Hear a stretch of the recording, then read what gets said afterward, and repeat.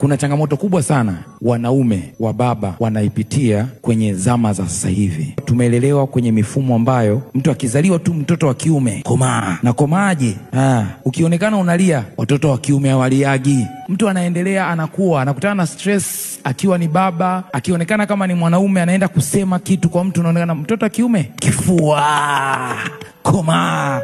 Yani sasa imetengenezwa mfumo ambao mwanaume hana sehemu anatoa kitu. Changamoto ni nini na tunawezaje kutoka hapo? Kati ya pambano shetani analifanya baya na la kushambulia ambapo kanisa tusipokuwa makini linaendelea kututafuna, shetani anapiga mwanaume. Na kwa sababu definition ya mwanaume ishakosewa, kwa sababu tumemdefine mwanaume kulingana na kazi.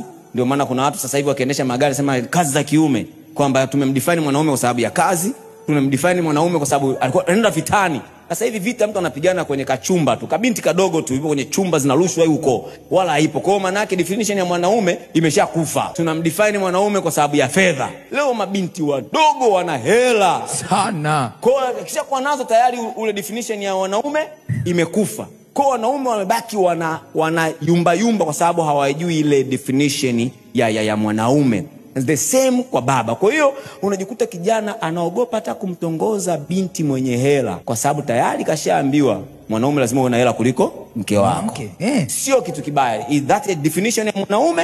No. Sasa sitaki kwenda huko. Nataka niongee tu maana kwanza ya baba. Baba ina maana 3. Maana ya kwanza, baba ni utambulisho. Jina linaweka utambulisho. Unaposema mama ni utambulisho, baba ni utambulisho, mtoto ni utambulisho, ambao utambulisho ni nafasi. Sasa na kila nafasi yani ina kitu kinaitwa maana ya pili sasa ya baba, wajibu. Ni kama nyumba, likiwa tu limejengwa halina vyumba haitwi nyumba, inaitwa bangalo. Ili iwe nyumba kuna chumba, kuna jiko, kuna hizo zote si ni nafasi. Sasa hizo nafasi zina wajibu. Jikoni wajibu wake ni chakula kupikwa. Kwa baba, mtoto, mama, hizo zote ni nafasi.